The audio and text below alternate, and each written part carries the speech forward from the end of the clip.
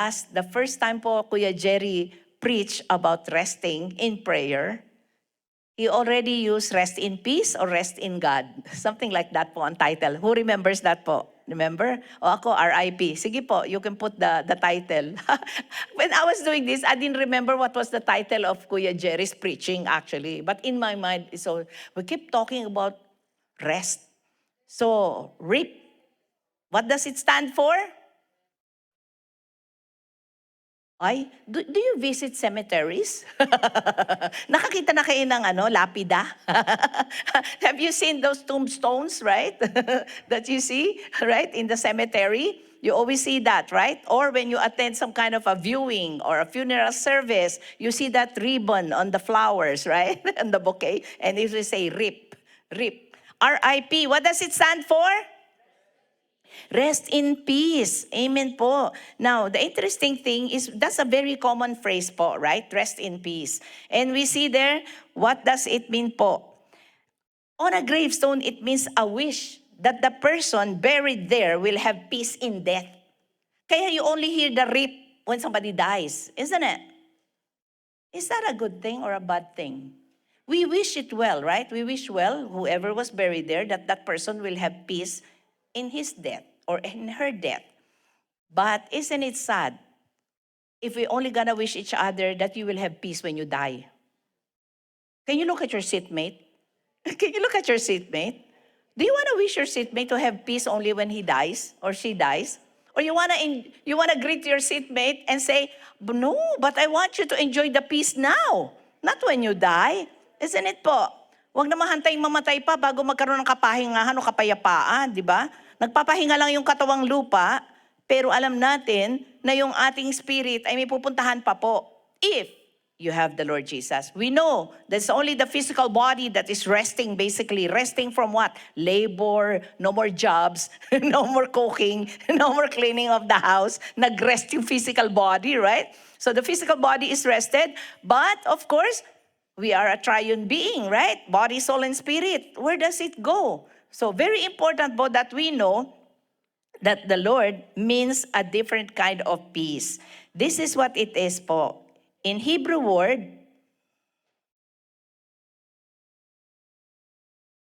next slide please. Yeah. In Hebrew word po, rest means to be at peace, to be still, to be quiet or calm. Kalmado lang. Sabi nga ninyo, pag kami naha-high blood, kalma lang. Di ba?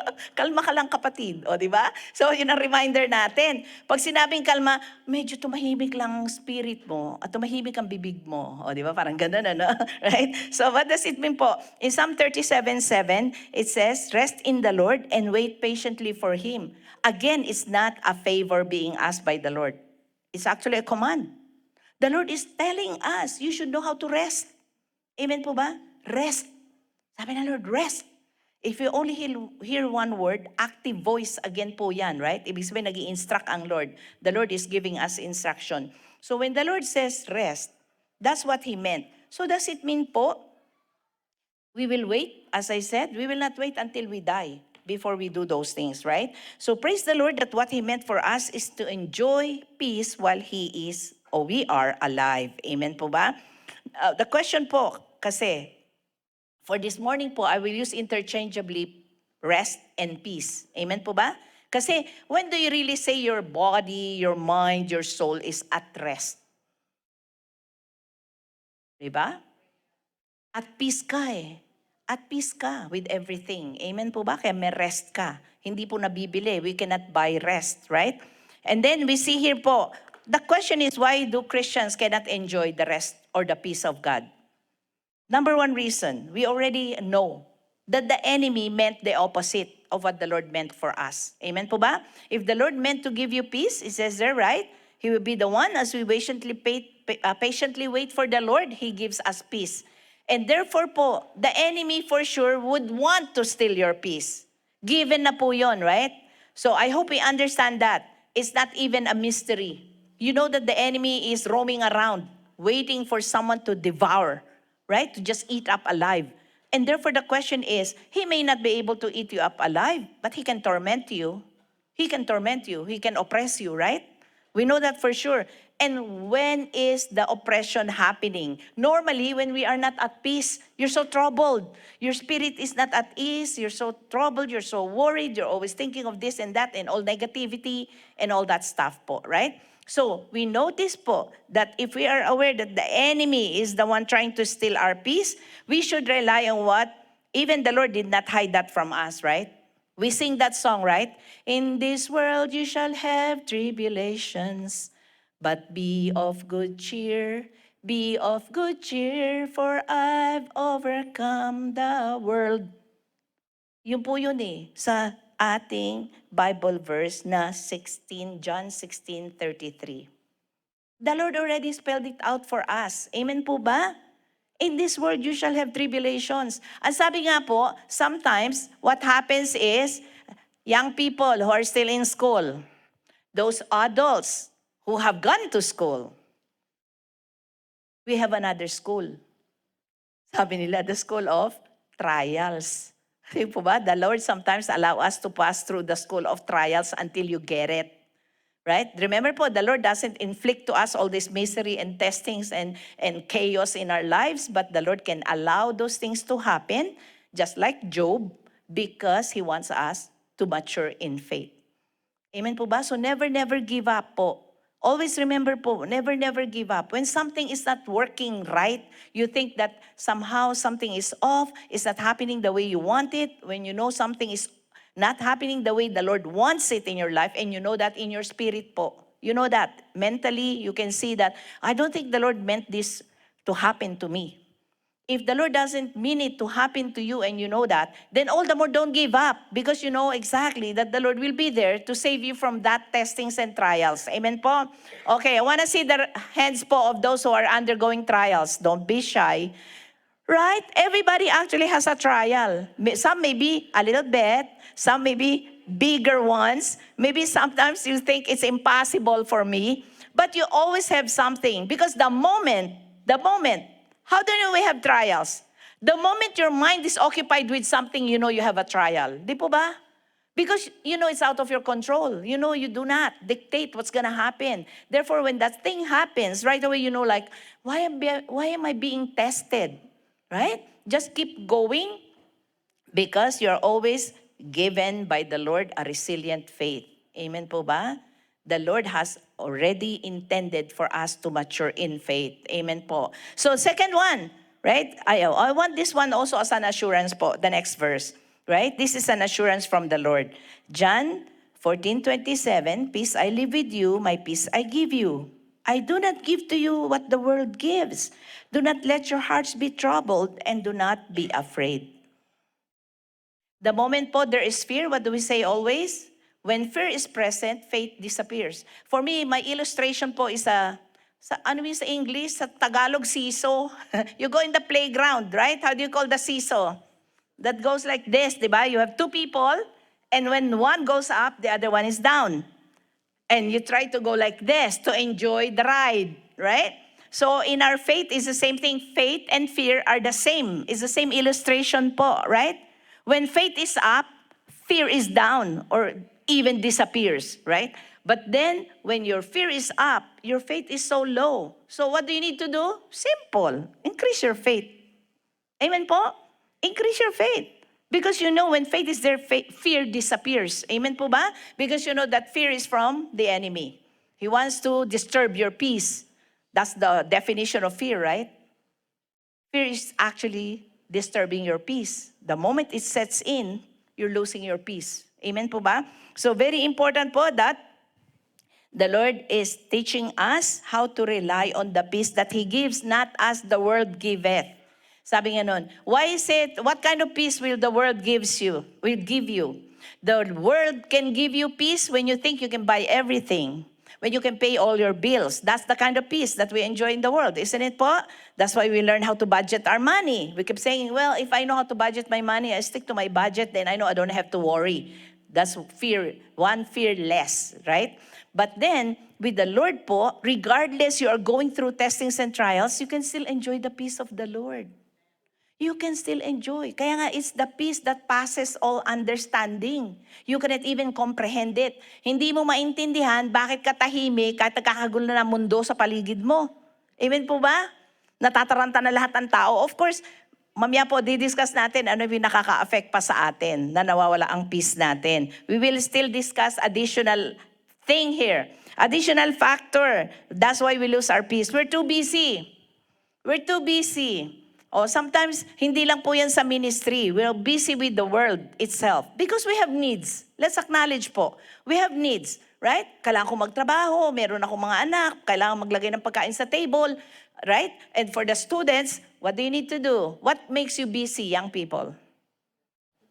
Nagko-computer, ang haba ng screen time. Hallelujah. Right? I like that now they're telling you how many hours you spent on your cell phone, right? Is it true? There's something that pops up, screen time, something like that, right? And then you are reminded, right? Because the enemy intends to draw you away from the things of the Lord. And therefore, be wise on how you use your equipment, your media equipment, your gadgets.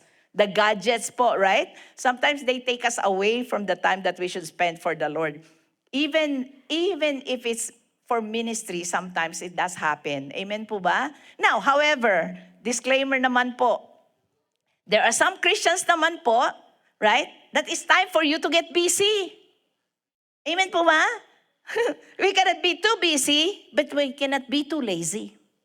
Amen po? Hindi tayo pwedeng extreme, right? Hindi tayo pwedeng extreme. I just want to use this as an example po, because I was looking at our brother here. Do you see our new drum cage? Let's give glory to the Lord. Palakpakan natin ang Panginoon, right? Wow! Meron bang dedication ng drum cage? Kasi may house dedication May house blessing ba ng drum cage? You know, initially po, and this is a true confession. Of course po, when we have needs in the church, our ministry heads or our co-workers po in the church will let us know as leaders, right? So they said, Nana, it's better when we have a drum cage. But it's gonna cost us so much money if you buy po talaga the what is being sold in the market. But because we learn how to be patient, remember po, wait patiently unto the Lord, right? Sometimes we don't need to rush things and we just don't need to jump right away. You want to be ordered by the Lord, your steps ordered by the Lord. Then it's more beautiful to enjoy. Amen po ba? More, your heart is full when you know it's of the Lord and from the Lord. So we waited for a little bit, somehow busy and all that stuff. We cannot attend to it fully, right? And then a brother of ours we learned is involved in construction. So I talked to that brother of ours. I said, what do you think? I took the picture of drum cage of Calgary. I said, this is how it looks like, anak. What do you think of our drum cage? Between our Kuya Edward as ministry head po of CMA and this brother po, they were able to do it po ng DIY. O diba? The Lord is so good. Does it mean we can use it for some other purpose? Of course, the resources that the Lord has given us, it's for us to manage them properly. Amen po ba? So glory to God. When I saw that, and they know how to even improve it. Right? May mga discussion pa po ongoing dyan, right?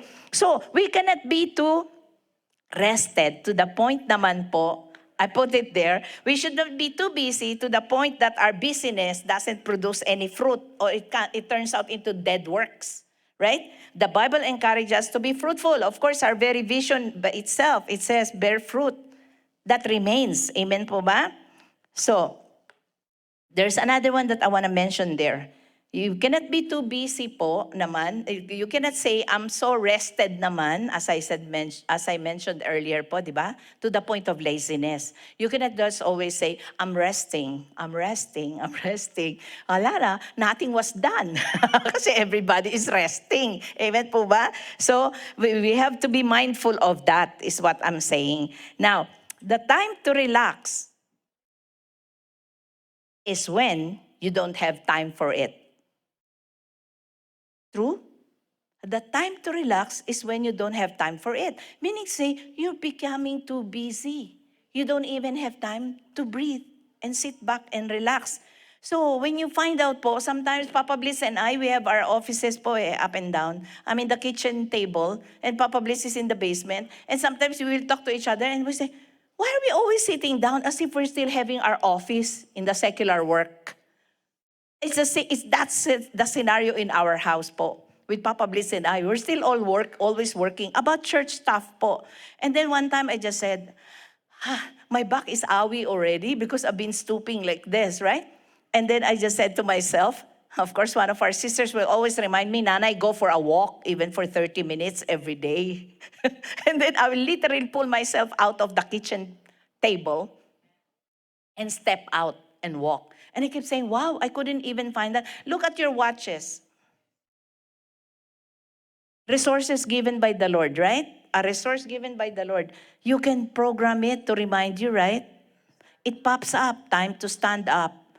I can never complete the circle. Hallelujah. Does it mean I'm too busy and engrossed with something I couldn't even complete my circle? Hallelujah po. So the time to relax is when you don't have time for it.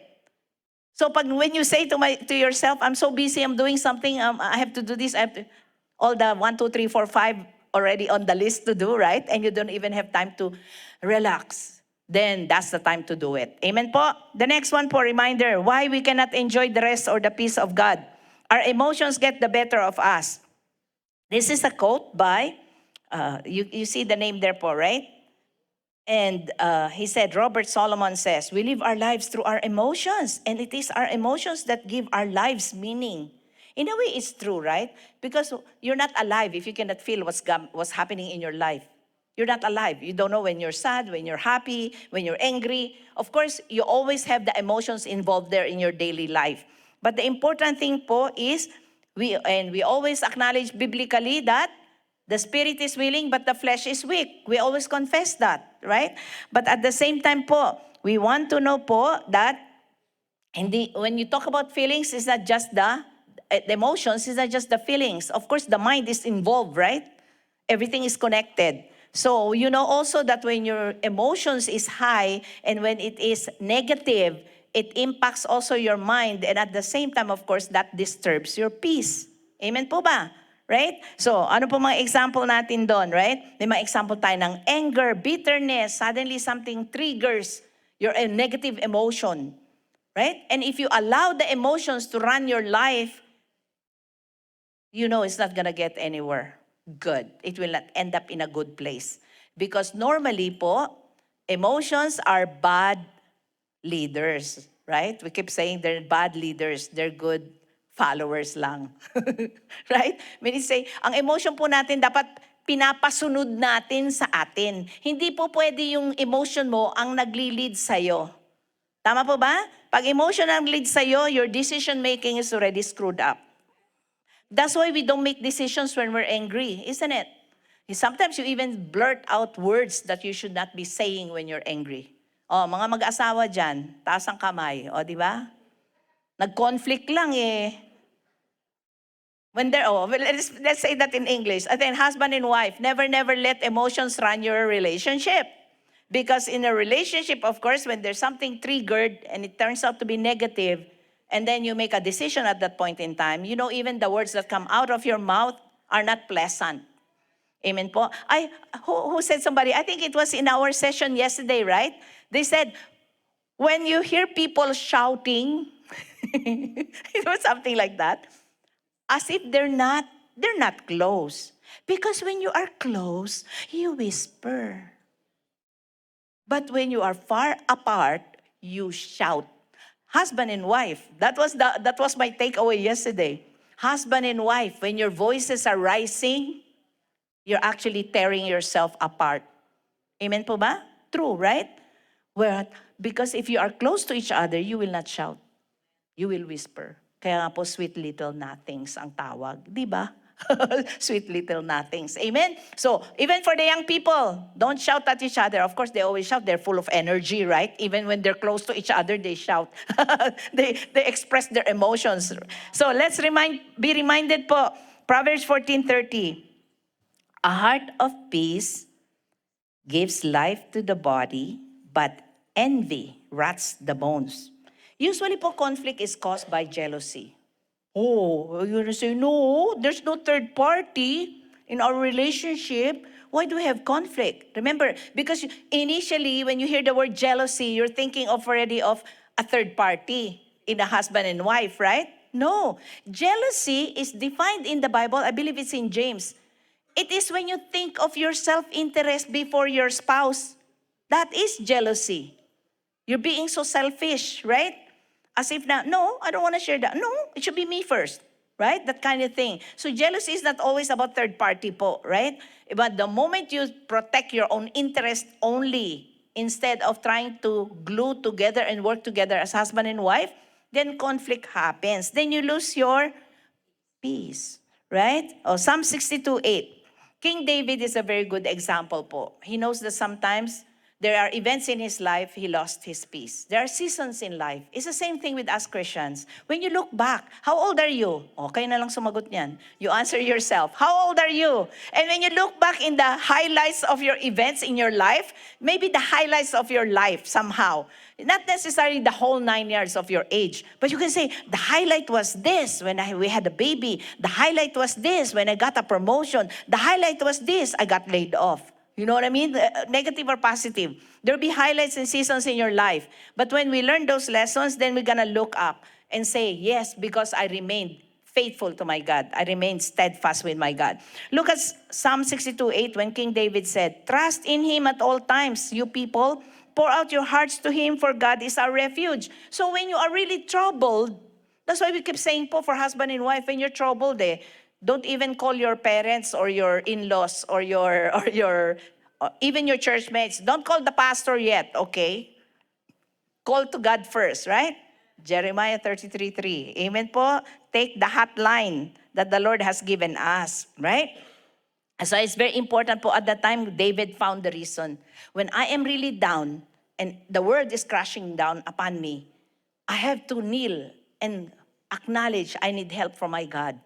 And the Lord will be the one to restore you. Because honestly, can you really agree with me on this one? Because as a pastor, so many people we have counseled before, right? And so many people will turn to us. We don't say don't turn to us. If you need somebody to talk to, of course, we're available to you as a church family. But what we're saying, no matter how much the pastor tells you, even if you acknowledge and you respect the pastor, at the end of the day, you're gonna say, but there's still something left there. Because the pastor can only give you counsel on what you tell us. Whatever you withhold is still yours. Honestly po, the pastors are there available to reach out to you, to walk with you, to look at things, process things in your mind, will help you through counseling. However, if you do not tell us, we wouldn't know. So, but the Lord knows everything. Nothing is hidden, right? So come to the Lord first and pour out your hearts to Him first because He is our refuge. Amen po. So now, how can we enjoy rest in God?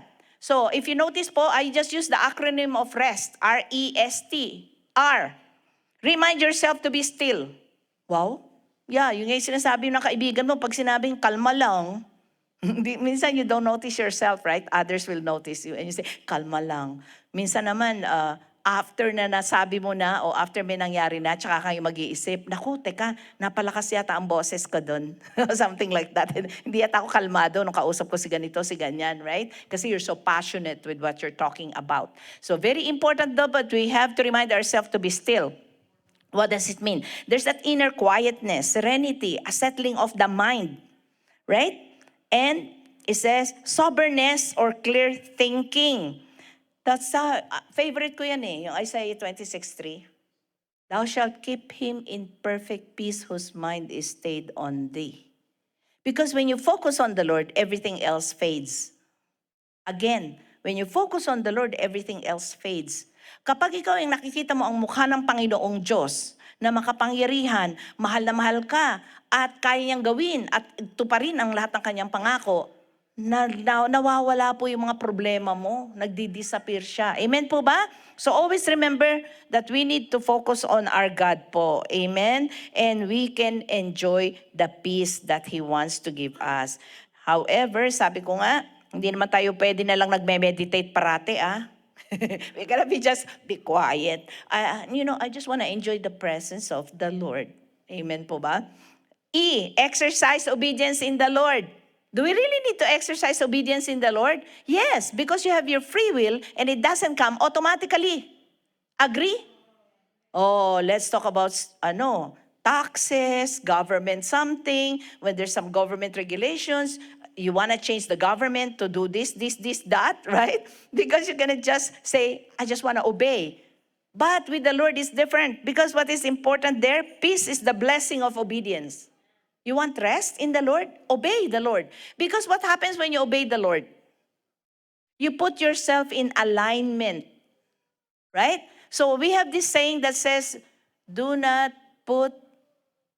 try to fit a square peg, was that? On a round hole, right? Is that the correct way to say it? Do not put a square peg on a round hole. That's an idiomatic expression, right? Ano ibig sabihin? Aba naman, ikaw ba naman nagbubuo ng puzzle, tapos may mga iba-ibang shapes, tapos nakita mo yung square, sinusuot mo doon sa butas ng round. Hindi mag-fit, right? So alam natin yan, for those with little kids, meron kayong toy ng baby nyo, di ba? With the different shapes, sinusuot ng bata, right? So never put a square peg into a round hole. So it's the same thing po, right? Very important po. Kasi when we obey, obedience is obedience. Other than that, it won't fit. It won't work. Amen po ba? Very important po. That's why the Lord demands obedience. That's why we have to learn how to exercise obedience. Ang tawag dyan ay, kapag ikaw ay marunong sumunod sa iyong Diyos, swak na swak. Sa Tagalog, di po ba? Fit na fit. Kasi yun ang gusto ng Lord sa iyo eh. So, when you actually obey the Lord, perfect fit. Because the Lord wants you to obey Him anyway. And for you, it's a blessing because you get the peace of God when you are always obeying the will of the Lord in your life. He will never force you because we have our own will. Amen po? And we keep saying that obedience is our expression of love for God. That's why peace becomes the blessing of obedience. Because it's our expression of our love. You don't obey someone, but your heart is grumbling or murmuring. We don't obey the Lord, but our heart is far away from Him. We cannot. Kasi alam mo, pinifake mo lang right? The Lord will know you're faking it. You're being a hypocrite. If you're gonna say, I will obey the Lord, but my heart doesn't want to. Cannot be. The heart flows. From the heart that loves the Lord, flows obedience. And because of that, it's alignment with the will of the Lord, then we enjoy the blessing of peace. Amen po ba? Very important po yan. You know, the very good example po niyan ay the Israelites In Exodus 33:14, the Lord says this, my presence will go with you and I will give you rest. Again, repeat po, claim it. Exodus 33 verse 14, my presence will go with you, the assurance of the Lord, and I will give you rest. He said that to the Israelites after being delivered in Egypt, from Egypt's slavery. Amen po? But because they are really disobedient with the Lord, again, they suffered captivity in Babylon, isn't it? After they have experienced the deliverance of the Lord, again, they became captives of Babylon because they're disobedient children of the Lord. So we have to be careful on that po. So what did I say? Rest. Remind yourself to be still. E, exercise obedience in the Lord. So what's the next letter po? S, stay in the presence of the Lord. Amen? That's why my presence will go with you and I will give you rest. Stay. Whether you stay or you get out of the will of the Lord is your choice. That's why the Lord is giving us a command. Again, look, the command is given for us for our protection. Amen po? For us to enjoy life. If we know how to obey the word of the Lord, then we get it. We enjoy the benefits of obeying the word of the Lord. Amen po ba?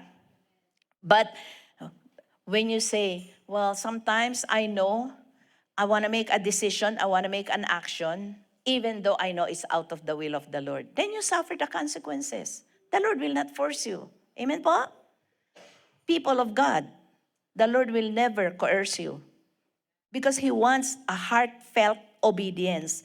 But if you decide to step out of the presence of the Lord, then you are not protected. Amen po? Remember, ang presence ng Lord is our refuge, is our shelter. So, if you step out of that shelter, the Lord will not run after you in that sense that we're saying, if He is our refuge, He's our shelter, He's our hiding place. Just like sabi, I always use the example of the bus shelter, right? When you're taking your bus, you have those waiting shed, right? You never see it running after people who don't want to take shelter, right? They don't run, you don't see it running after, oh, you're going to get wet, it's snowing, oh, it's raining. And then the shelter will run. No. If the Lord is our refuge and our shelter, be sure you stay. Stay, mga anak. Don't walk out from your God. You lose it all. Amen po ba?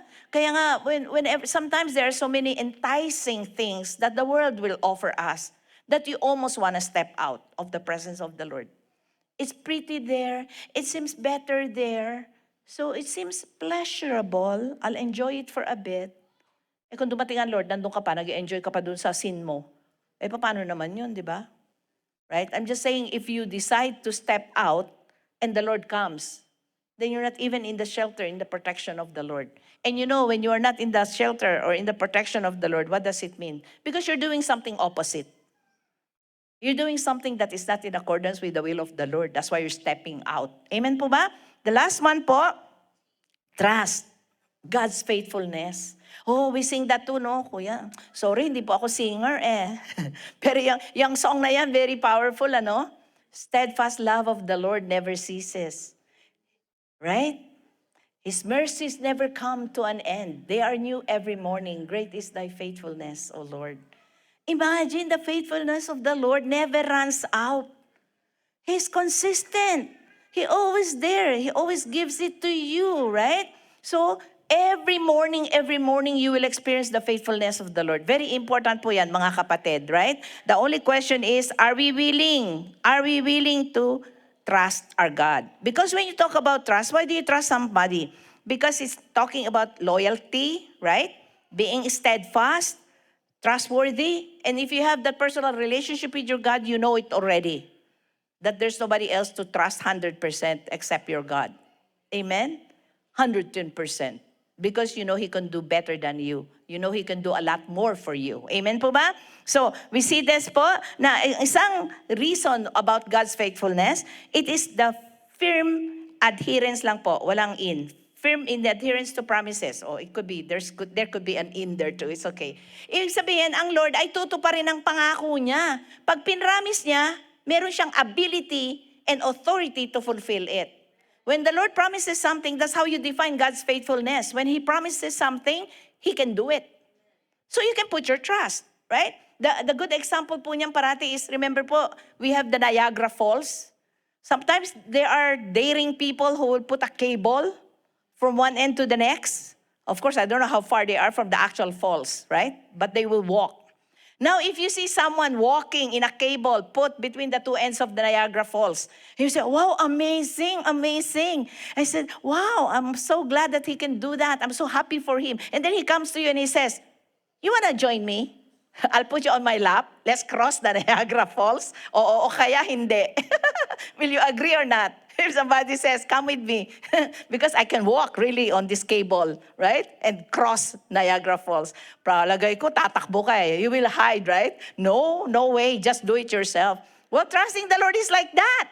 When you see that the Lord can do impossible things or something you cannot do, can you trust Him? We can. Because it's the Lord holding us. Amen po ba?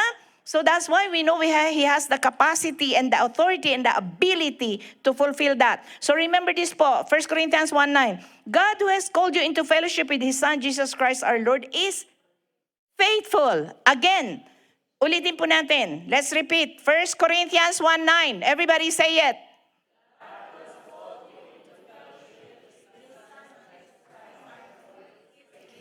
Is faithful, committed to you. He can do it for you. Amen po?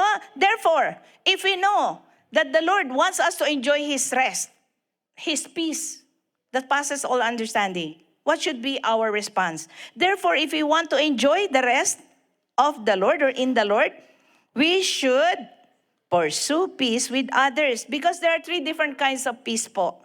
Hindi pieces, kasi 3. Hallelujah. 3 kinds of pieces. Amen. 3 kinds of peace. First, you have to have the peace with God.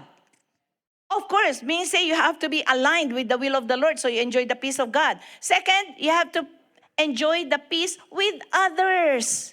With others, because you are not alone in this world. You actually called to coexist with other people, especially if it's a relationship in the church. Never allow the enemy to steal and destroy your relationship with your brothers and sisters in the faith. Amen po? And then the third one is peace with yourself.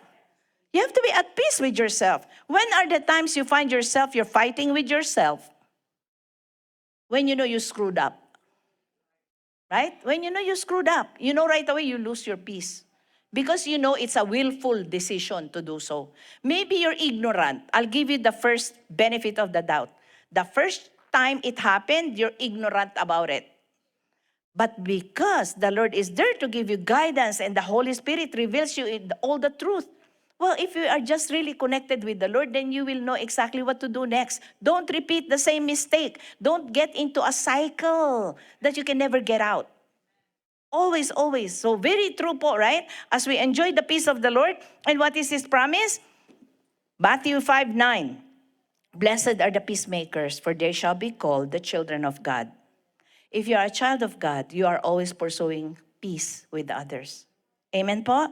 And Psalm 29:11, the Lord gives strength to His people. The Lord blesses His people with peace or rest. The true rest comes with peace. They're together po. We cannot leave one versus the other. Amen po? So shall we stand up and let us allow the Lord to again assure us. Are you resting in the peace and love of God? Ask yourself po. Right now, if only you'll be honest with yourself, can you honestly say that I'm actually relaxed with my God?